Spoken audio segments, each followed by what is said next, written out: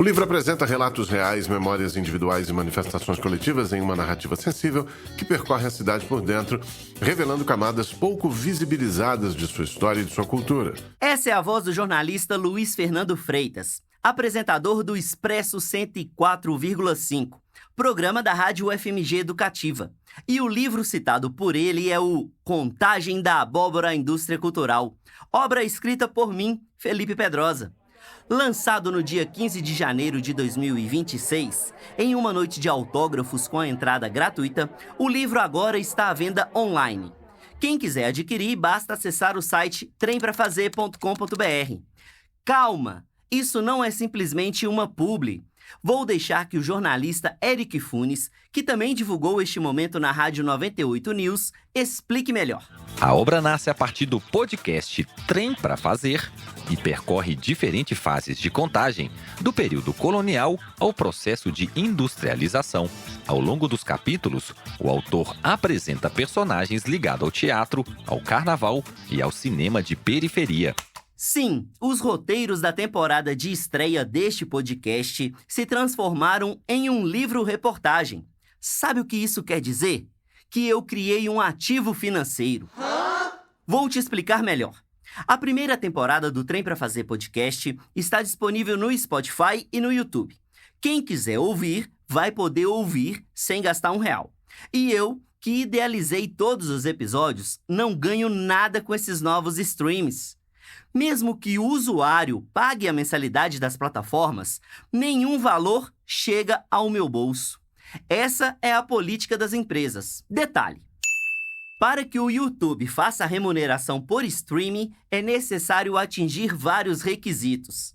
E a cada dia que passa, os requisitos aumentam ainda mais. Já o Spotify Creator remunera por inserção de anúncios, que são selecionados pela própria plataforma. Ao tentar me cadastrar nesse recurso, eu recebi a mensagem: a monetização ainda não está disponível na sua região. Ao me deparar com esse impasse, a minha ideia ganhou força. Afinal, dessa maneira, eu poderia monetizar a minha produção jornalística. Deu certo. A cada exemplar vendido, uma porcentagem é o meu lucro. Ou seja, enquanto o livro estiver à venda, eu terei um ativo financeiro, um produto intelectual capaz de gerar renda. O lançamento do livro aconteceu na Casa Nair Mendes Moreira, e é nesse mesmo local que eu encontro Fernanda Signorini, atriz, dançarina e realizadora cultural. Conheço a Fernanda desde o colégio. Estudamos juntos na Fundação de Ensino de Contagem, a FUNEC. Não a encontrava há tempos. Porém, com a facilidade das redes sociais, eu acompanho a trajetória dela como se estivéssemos trocando ideias no horário do recreio, sabe? Foi assim que eu percebi que ela tem um baita ativo cultural. É revolucionário para nós artistas. Foi revolucionário na minha vida. Sabe, assim, entender um pouco mais como trabalhar estrategicamente pensando nessa independência, nessa autonomia. Se não fosse isso, eu não sei. Eu acho que talvez eu já tinha desistido. Neste episódio da série Meu Negócio é Arte, do Trem para Fazer podcast, você vai perceber que, para viver da arte, às vezes é preciso descobrir outros caminhos. Eu sou atriz, dançarina, pesquisadora corporal, terapeuta corporal. E hoje já estou entrando aí dentro do universo, me tornando uma cantora profissional. Preparadora corporal e mentora de métodos autênticos. Nascida em Contagem e moradora do Riacho das Pedras, Fernanda dança desde a infância. O movimento corporal faz parte de sua essência. Já o teatro chegou um pouco depois. Comecei a fazer balé aos 5. Depois eu fui fazer jazz e dança de rua. Na época, uma companhia que chamava Solange Dances. Até conhecida aqui em Contagem. Aí dancei com ela até os 12, 13. Dei um hiato ali, aí com 15 alguém me chamou, vamos lá fazer uma peça de teatro? E aí eu fui, meu filho, nunca mais saí. Além da dança, outros ingredientes conectaram Fernanda ao universo artístico. Primeiro, O pai e o avô são músicos. De acordo com ela, os dois passavam um fim de semana inteiro fazendo um som. Segundo, a artista fez parte de um movimento de ocupação urbana aqui em Contagem. Não sei se você lembra do movimento que rolou cultural na Praça da Glória. Eu acho que aquilo ali foi um grande burburinho de trocas, né, musicais, artísticas, circenses, né? E aí a gente montou um coletivo na época com os meninos da praça, todos, né? E aí a gente fez um período que eu acho que ele foi muito frutífero, pelo menos pra mim. E você tava também, né, no meio, tava todo mundo junto, acho que várias carinhas que a gente vai encontrando. Esse movimento, do qual eu também fazia parte, foi um acontecimento. E ele está devidamente retratado no livro Contagem da Abóbora à Indústria Cultural. A gente ficava o dia inteiro, e era uma proposta incrível, assim, o dia inteiro criando com quem tinha chegado, com quem chegava. Então era cena, era música, era o dia inteiro criando. E quando dava 5 horas da tarde, a gente subia para a Praça da Glória e apresentava na Tora. Assim.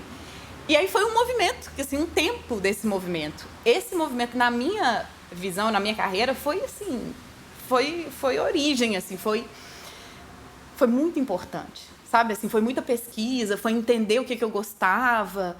E eu acho que todo mundo que estava ali, né, todo mundo meio que virou artista, assim, já era, né? Acho que a gente foi unindo. Eu não sei te dizer porque que aconteceu, assim, mas eu lembro que aquela época foi uma época, assim, de muitos encontros dessa juventude. No meio dessa loucura artística, desse movimento de ocupação da cidade com arte, em um período em que Contagem ainda não tinha os editais de cultura, Fernanda entendeu qual caminho iria seguir. Dedicada, ela começou a pesquisar, estudar e experimentar a profissão. Foi quando estreou no elenco da peça Nas Ondas do Rádio. E na primeira vez que eu pude cantar, dançar, interpretar, eu falei, acho que é esse meu caminho. Quando eu saí do meu 3º ano, aí comecei a fazer teatro. Comecei já a fazer as peças, já ficava em cartaz em Belo Horizonte com as ondas do rádio. Então comecei a experimentar esse universo mais profissional da coisa, muito nova. Em Contagem, assim como em centenas de cidades do Brasil, há famílias muito ricas.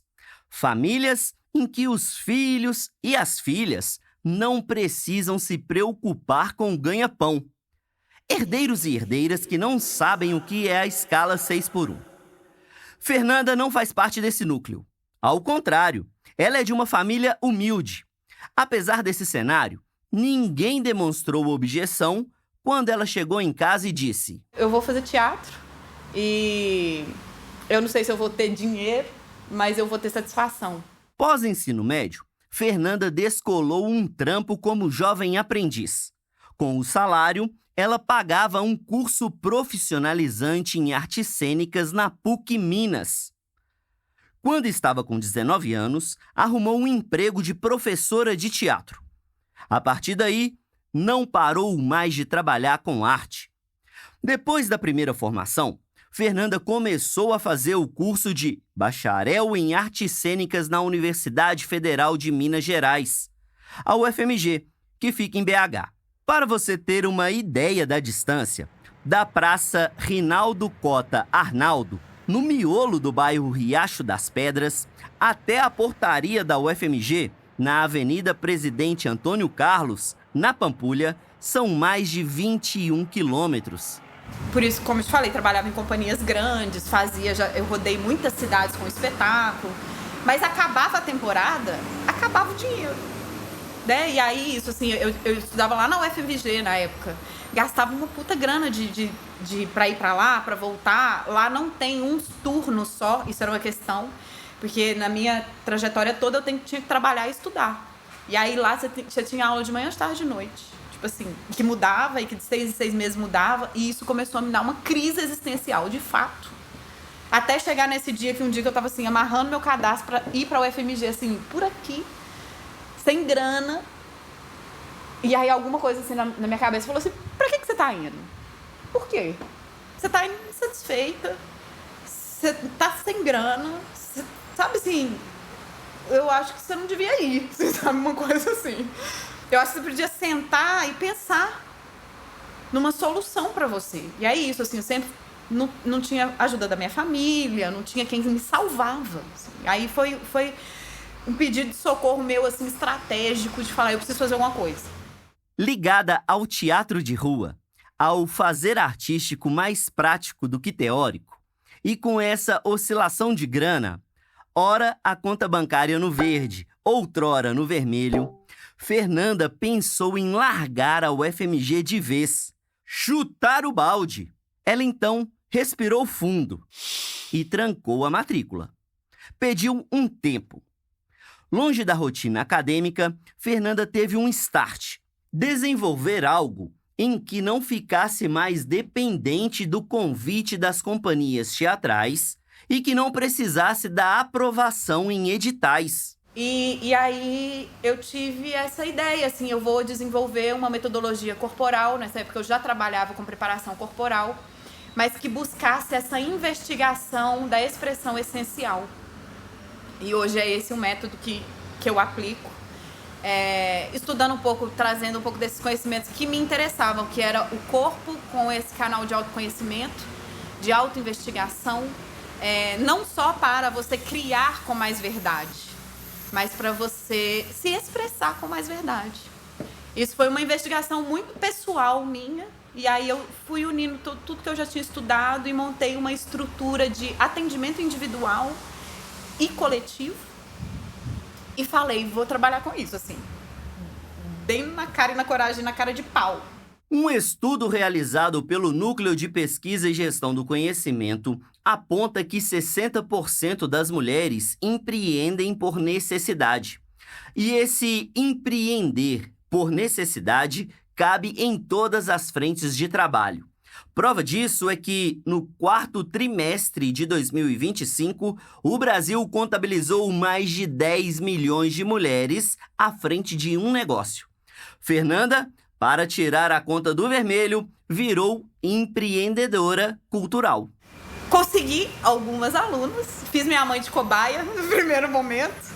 Ela adorou, assim, é um atendimento onde eu manuseio o corpo da pessoa, faço um alongamento, depois a gente trabalha um pouco de movimento livre e vou relacionando isso com o emocional, com como ela está se sentindo em estados corporais. A gente vai conversando um pouco enquanto vai mobilizando, enfim, dentro dessa pesquisa que eu já trazia. Começou a dar muito certo, eu comecei a ter procura. Isso, assim, e aí eu fiquei um tempo me sustentando com essas alunas particulares. Elas iam na minha casa, eu fazia esse atendimento e comecei a ter resultados muito bons. Foi assim que a Fernanda começou a pensar em produtos artísticos comercializáveis. Detalhe, quando falo produto, não estou tentando comparar o fazer intelectual com um item feito em grande escala. Estou apenas lançando luz que uma criação intelectual pode ser comercializada. O saber artístico pode render lucro. E não tem pecado nisso. Analista do Sebrae Minas, Carla Gobi, endossa o raciocínio. Eu acho que é um lugar que, né, o artista ele deve pensar em estar, ele deve estar inserido. Muitas vezes o que ele vai vender não é nem o produto final, às vezes ele vai vender o processo mesmo, que é o caso dessa dançarina, né, que você falou. Eu acho que hoje tem várias possibilidades, vai depender, obviamente, do tipo de negócio, de serviço. O primeiro workshop ministrado por Fernanda aconteceu na Casa Bartô, um bar cultural localizado na cidade de Contagem. Divulguei nas minhas redes e fazia inscrição comigo mesmo, e a ideia era isso: paga 20 conto, a gente vai e eu vou fazer esse workshop pessoal, assim, né? Assim, não tinha recurso mesmo, eu queria ser independente. E aí eu fiquei surpreendida com 20 pessoas ter chegado, assim, pessoas que eu não conhecia, alguns amigos, mas uma galera que eu não sabia quem era, assim. E a galera gostou muito, assim. E aí as pessoas saíam dali e queriam uma coisa mais pessoal, mais particular. Ou indicava para uma tia que tinha dor no corpo, né? Porque eu também trabalhando com essa parte de dor, de trauma. E aí foi assim. Aí eu fui conseguindo alunos particulares. No momento em que as pessoas iam descobrindo e procurando pelas aulas particulares, Fernanda recebeu um convite. A UFMG enviou uma carta perguntando se ela queria voltar para o curso de bacharel em artes cênicas. E aí eu voltei para a universidade, porém, entendendo o que eu queria estudar dentro da universidade. E aí que eu fiz minha formação complementar em dança, na educação somática, e apresentei o meu método no meu TCC, como um processo de treinamento corporal autoinvestigativo para atores e não atores. Nesse método, Fernanda provoca a reflexão sobre criar com mais essencialidade e também com mais verdade. Ela ainda instiga para que o indivíduo se expresse de maneira mais espontânea. Comecei a perceber que as pessoas estavam sem espontaneidade, sem naturalidade. E isso me incomodava de algum aspecto, principalmente na cena e na vida, né? E aí eu falei, cara, por que será, né? E eu também, né? Assim, eu também dentro desse lugar, assim, de perder a espontaneidade, de perder a naturalidade da expressão. O método corporal autêntico potencializa, por exemplo, a comunicação das pessoas. Para quem quer viver da arte, a comunicação é essencial. Você ter clareza de como que você apresenta esse trabalho, você ter clareza de como que você fala sobre ele, qual que é o processo que você oferta e serve nesse serviço e qual o resultado que você busca com aquela pessoa. Que eu acho que é uma das coisas que as pessoas menos têm, principalmente minhas alunas que chegam até mim, as pesquisadoras mesmo e artistas, é que é isso, tem muita bagagem, tem muito material, estuda muito, mas nunca sabe falar sobre o trabalho, não tem clareza do que serve. Para transformar a profissão em uma atividade sustentável, capaz de trazer recursos financeiros, Fernanda teve que trilhar por outros caminhos. Mas antes de colocar os pés na estrada, ela precisou de um único ingrediente: perseverança. Porque desistir do sonho, Felipe, na minha perspectiva, não é uma opção. Eu não sei fazer outra coisa. Vários momentos eu chego nessa encruzilhada. Porque quando a gente é independente, autônoma, né, requer um movimento seu constante, né? Você sabe assim também. Um desses movimentos adotados por Fernanda, movimento que eu particularmente acho genial, foi comercializar formações online. Após fazer alguns cursos, mergulhar em metodologias como a chamada fórmula de lançamento, Fernanda desenvolveu seus ativos culturais financeiros. Eles estão disponíveis na Hotmart, a plataforma líder na América Latina para venda e distribuição de produtos digitais. Estudei como fazer um primeiro lançamento online e falei, cara, vou testar. E sabia que era uma coisa meio que de médio prazo, assim. Eu fiquei 2 anos até eu conseguir ficar 100% no online. Então, fui fazendo essa transição. No primeiro lançamento, eu acho que tinha, assim, 30 pessoas na sala, eu vendi 9 por R$300. Na hora que eu vi esse resultado, assim, que me surpreendeu, e era um curso gravado. Então, eu só vendi, recebia o dinheiro, o material já estava lá. E aí foi uma loucura, assim, porque eu não sabia nada. Eu desfiz o meu quarto para gravar o curso, sabe, tipo assim, que eu não tinha espaço, mas coloquei o material na Hotmart e vendi sem precisar trabalhar. Tipo, depois, eu fazia os acompanhamentos com as alunas, mas na época era muito comum, a pessoa comprava o curso gravado, né? Vendi sem precisar trabalhar. Ao ouvir essa frase, eu sou obrigado a voltar no começo do episódio. Eu disse que um ativo financeiro, após ter sido criado, é capaz de trazer renda sem um novo esforço inventivo. O único trabalho, após o desenvolvimento do infoproduto, é vender. E aí me deu um clique, velho. Falei, nunca ganhei um dinheiro dessa forma, assim, com o meu trabalho independente. E que eu ainda posso trabalhar em outra coisa e ainda fazer outro dinheiro, porque aquilo ali já tá feito, sabe? Nossa, foi assim, abriu um portal na minha frente. Assim. Ao abrir a plataforma Hotmart, eu cliquei na aba de busca e escrevi Fernanda Signorini.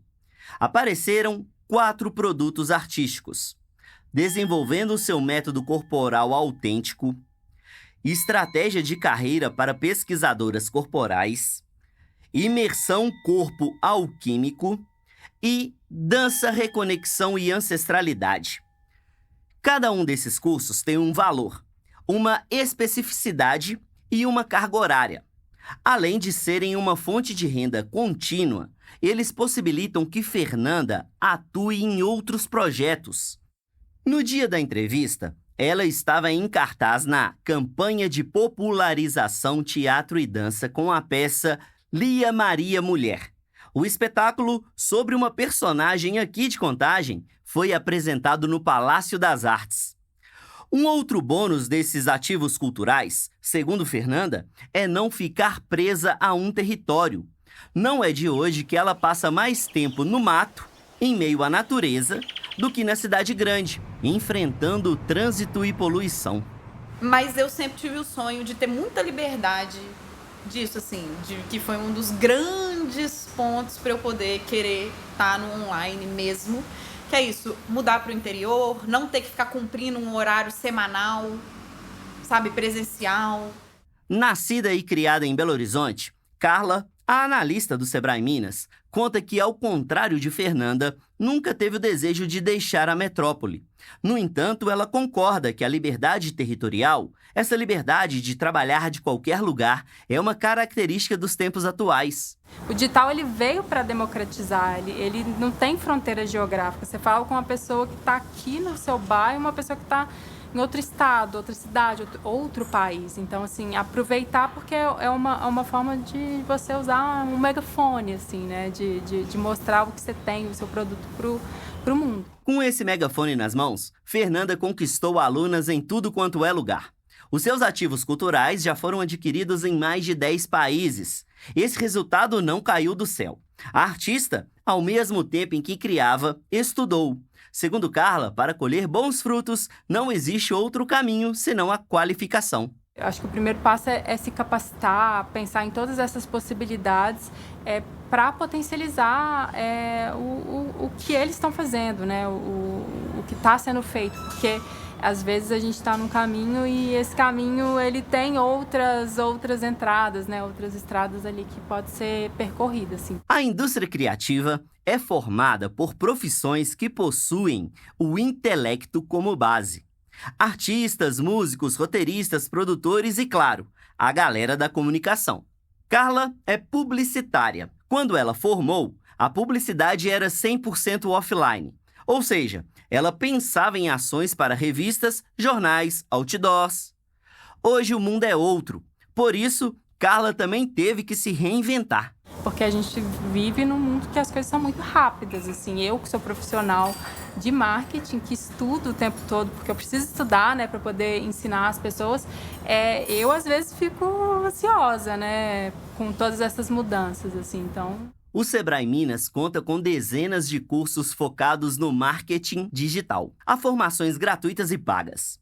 Carla se dedica a fortalecer as iniciativas que batem na porta da instituição. Segundo ela, a missão é ajudar os pequenos negócios a utilizarem o marketing digital de forma estratégica. E quando falamos em negócios, não estamos focando apenas na padaria que abriu na esquina da sua casa, mas também nos artistas, cujo negócio é o próprio fazer artístico. E a gente tem também um projeto para trabalhar a digitalização, né? Para ajudar as empresas a usarem o digital de forma mais estratégica. E isso vale para qualquer tipo de segmento, né?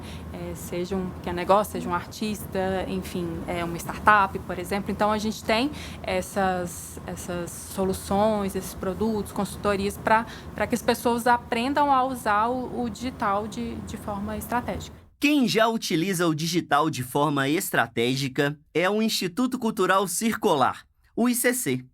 Presidenta da instituição, Deise Castro, que surgiu no primeiro episódio desta série, defende que não tem como falar de processo administrativo sem falar em tecnologia. O ICC sempre teve um sistema, é um sistema implementado que tudo acontece por ele, com baixas automáticas, assim.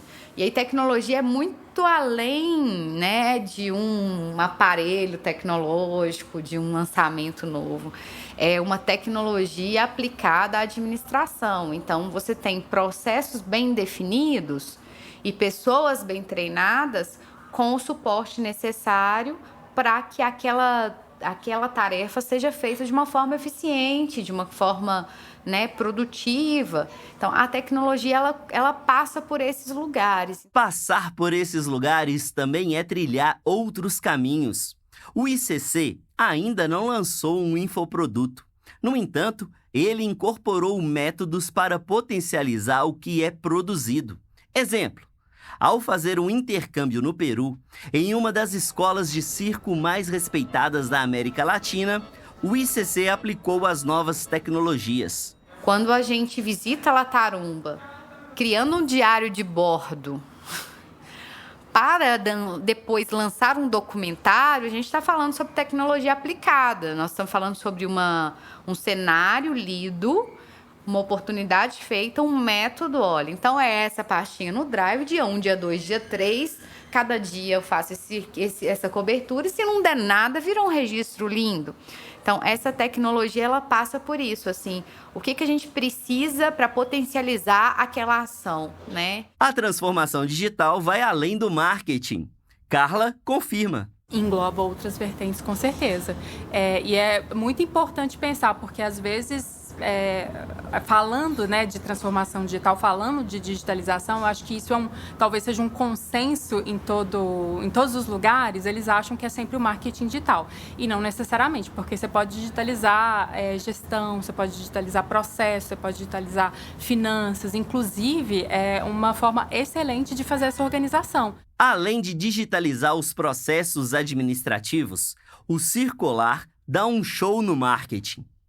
Em todo o projeto, o ICC conta com uma equipe de designer e com assessoria de imprensa, o que gera um ótimo posicionamento da marca. Posicionamento de marca é a forma como você é percebido pelo público. Para Daisy, isso abre caminhos. É que a imagem devidamente transmitida é a base para uma construção sólida, seja de um artista, um coletivo ou uma instituição sem fins lucrativos. No entanto, muitas pessoas, ao se depararem com esse profissionalismo, fazem um pré-julgamento. Não devia ser natural que as pessoas pegassem, por exemplo, seu livro, ficou maravilhoso, pegassem ele e enxergassem ele pelo que ele é ali. E não levassem adiante uma série de entendimentos sobre você ter conseguido imprimir ele. O Pedrosa tá ótimo, olha, ele tá rico. O Pedrosa não sei o quê, o Pedrosa, os projetos do Pedrosa, o quê? Não escutou, não sabe, não viu daquele projeto. Você tá pagando ele ainda. A pessoa te dá um desconto enorme porque acredita no seu projeto, parcela, você ainda tá pagando ele. Mas você não aceita colocar seu porta-retrato no chão. Você vai fazer a mesa, Fraga. Você vai pedir ajuda. Você vai bater na porta dos outros e falar: eu não admito que esse projeto tão legal seja colocado aqui. Aí, por isso que eu falo que o amor resolve muita coisa, mas a indignação, ela é muito potente. Porque se todo mundo se indigna com essa ausência da mesa de papelão, a gente entende que o padrão é esse, é qualidade alta porque é seu trabalho. Gravar um disco, estrear um espetáculo, escrever um livro, lançar um filme. Nada disso é barato. E para realizar um trabalho dessa magnitude, é necessário acreditar e se dedicar ao sucesso do produto. Quando Daisy fala sobre mesa de papelão, ela está resgatando um tema abordado no primeiro episódio. O artista não deve colocar o sonho em qualquer lugar. Se falta recurso financeiro para uma escrivaninha, improvise uma mesa de papelão, um forro bonito e, claro, um porta-retrato. Aí o resto é outra coisa. É a viabilidade financeira do seu projeto, é uma luta que a gente tem que ter com as secretarias, com a cultura de uma forma geral, com a sociedade civil para reconhecer nossos trabalhos. Isso é uma outra coisa muito potente. Mas é sobre o que você aceita, onde você coloca a sua imagem. E aí eu acho que a gente precisa prestar atenção nesse lugar. As redes sociais são um ótimo lugar para o artista se posicionar. E se falta verba para contratar um profissional de comunicação, um social media, dá para improvisar. Afinal, o digital é democrático. Carla destaca que um artista também pode ter uma conta na mesma rede social que uma multinacional. Eu acho que, às vezes, a gente pensa que é muito focado em empresa, né? Num negócio talvez mais tangível. A gente, às vezes, não pensa, né, no marketing para algo que é, às vezes, mais intangível, assim, né? Que é a arte, por exemplo. Mas eu acho que para qualquer negócio, assim, ele deve ser utilizado porque ele ajuda a alavancar, né, a trazer toda essa presença, a fazer com que pessoas não conheçam a marca, o produto ou serviço. Então, eu acho que nesse caso não tem muita diferença. O que vai mudar a estratégia, obviamente, às vezes o canal, mas eu acho que é tanto um negócio tradicional como um negócio pensando, né, em arte, né, no coletivo, eles podem e devem utilizar o marketing digital para potencializar tudo que está sendo feito. Antes de desenvolver um infoproduto, Fernanda criou uma conta no Instagram. No primeiro momento, ela foi relutante. Porém, ao ser aconselhada por um amigo, um massoterapeuta que já estava no ambiente online, ela resolveu utilizar o espaço das redes sociais para divulgar o trabalho.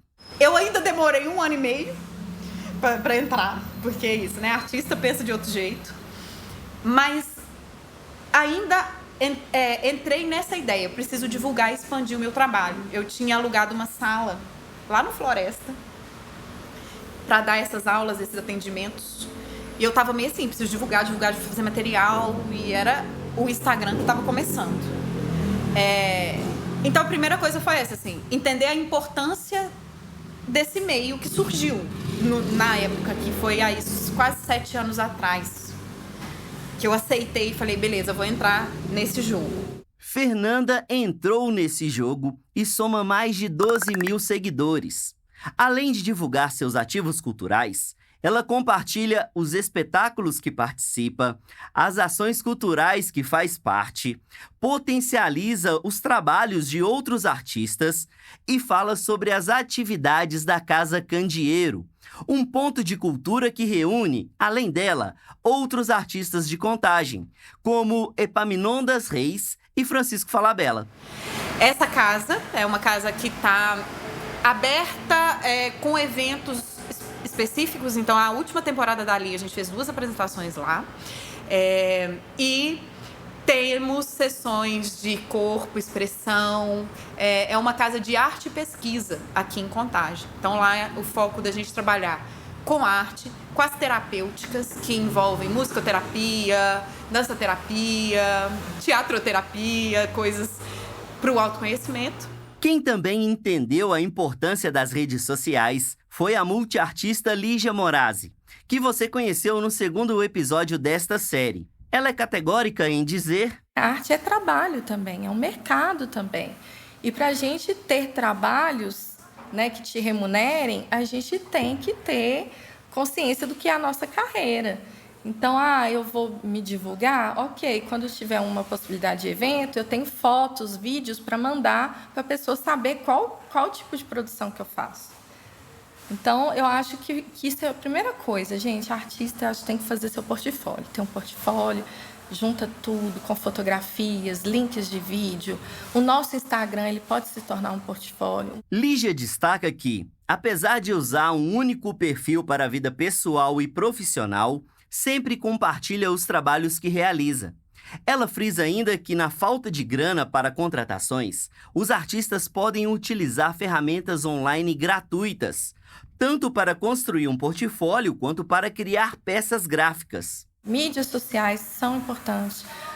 Porque eu não gosto muito. Gente, precisa, né?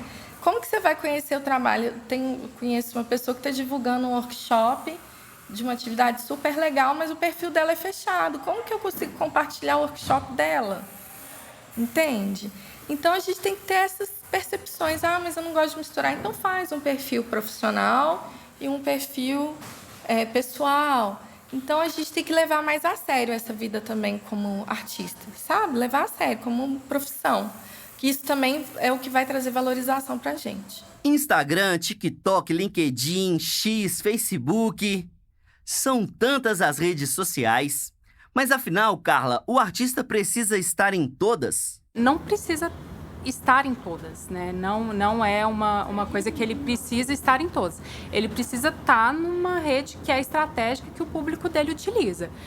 Então, se o canal X é o mais estratégico, é o que você tem mais resultado, é onde o seu público está, isso vale para qualquer tipo de empresa, para qualquer tipo de negócio. É lá que você tem que estar, porque é lá que você vai conseguir um engajamento, é lá que você vai conseguir conversar com o seu público, você vai conseguir se relacionar.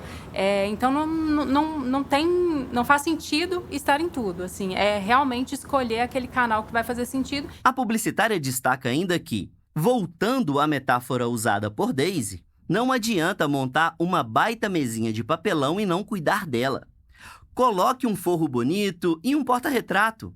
Isso vai fazer diferença. A rede social não é só postar, né? A rede social, assim, pelo próprio nome, já entende que você precisa estabelecer ali um relacionamento, né?